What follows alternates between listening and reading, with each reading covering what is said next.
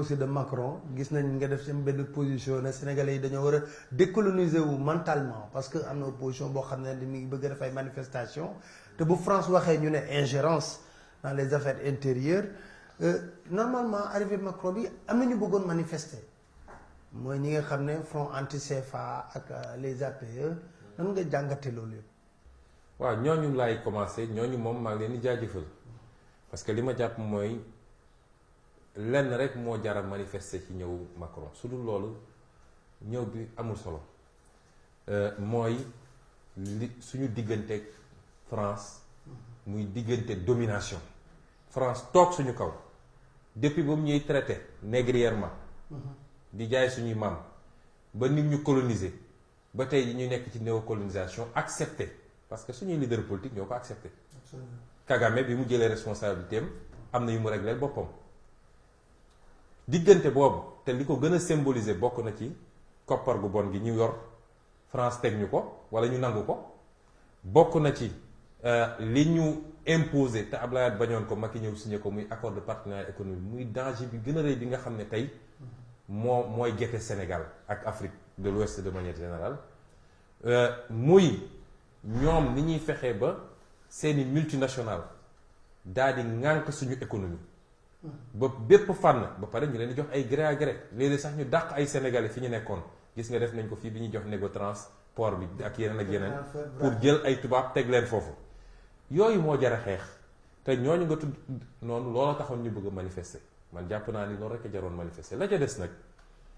ñaar ba ñett la bi ci njëkk mooy man dama mënul comprendre lan moo tax visite officielle tey suñu ne woon Macky Sall day dem France gis nga le français lam daala du yéeg sax ni Macky Sall ñëw na France du événement foofu du événement pourquoi suñu nee Macron day ñëw fii ça ñu dem ne nañu bale yoon yëpp defaraat ko ça veut dire que Macron su ñëwul ñu mun nañ nekk ci mbalit beeg tilim bi su Macron di ñëw la ñuy defar dëkk bi daal di arrêté programme yi classe salle de classe yi sax dem defar ay salle de classe peinturaat ko foofu fu 100 élèves doon nekk ñu fexe ba 30 élèves nekk fa yóbbu Macron ne ko lii mooy suñu système éducatif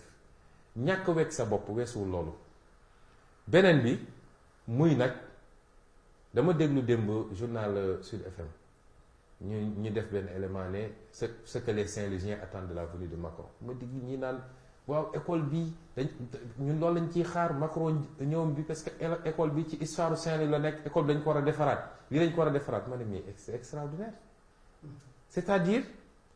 mu mel ni France et Sénégal benn département outre-mer u France la ñun on n'est pas encore indépendant dans notre tête ñun Macky Sall la ñu fal jox ko suñu lempo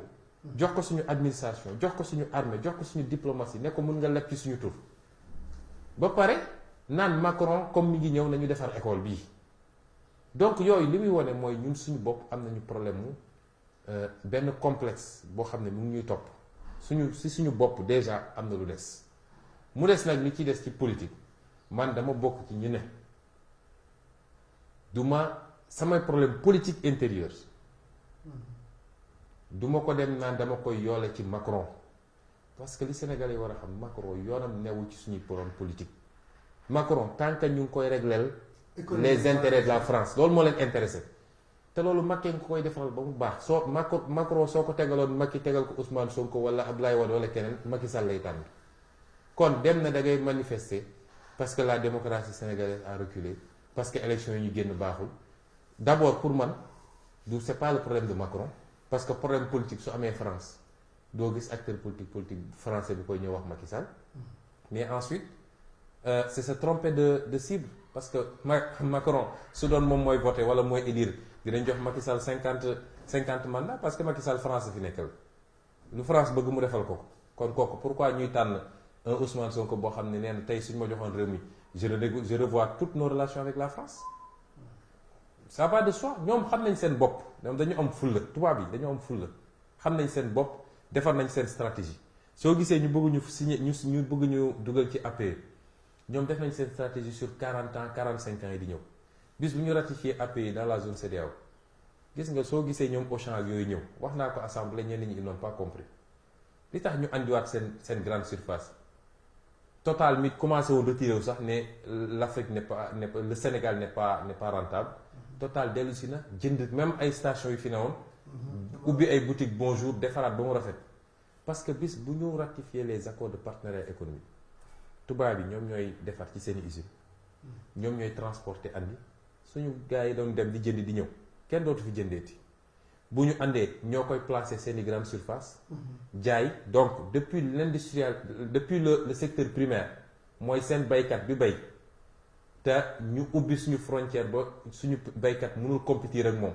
kon suñu mbay dee na seen mbay dox na su bayee ba noppi ñu yóbbu ko seeni usine ñu transformer secteur secondaire bu ñu paree ñoo koy defar seen bateau ak seeni avion andi dugal seeni grande surface jaay secteur tertiaire donc il contrôle toute la chaîne ñu nekk de simple consommateurs suñu mbay dee na suñu agriculture suñu industrie dee na suñu marché yi sax day tëj gis nga marché yi Sénégal dañu war a xam loolu boutique koñ yi dina tëj marché yi dina tëj mais da ngay dégg ay Sénégal yoo xam dañ la naan waaw kii bu mu ñu sonal parce que gis nga ñun qualité bi nekk Auchan nangam xam nga loolu mooy dañ lay sànni benn os benn yax nga ciy seeñu doo gis li ne ci gannaaw te loolu suñuy dugg si dañuy def politique dumping parce que boobu ñu ngi installé bu ñu demee ba rey tous les autres commerces prix bu leen neex la ñuy appliquer qualité bu leen neex la ñuy def kon intelligence économique dafa am solo te looloo amul suñu réew yi mooy di réfléchir ci sa économie interne mais di réfléchir ci àdduna lu mu doxee ci wàllu économie nga xool sooy fan la sa force war a nekk ak ban projection nga war a def sur les 5 ans les 10 ans les 40 ans à venir te lépp li ko jiitu nag ma daaneele foofu mooy protéger ton économie gis nga tubaab bi dañoo protéger seen économie ba toll fi ñu toll doog ñu ne mondialisation libre échange ouverture mais ba tey jii tubaab yaa ngi protéger seen économie France Union européenne du financer agriculture Europe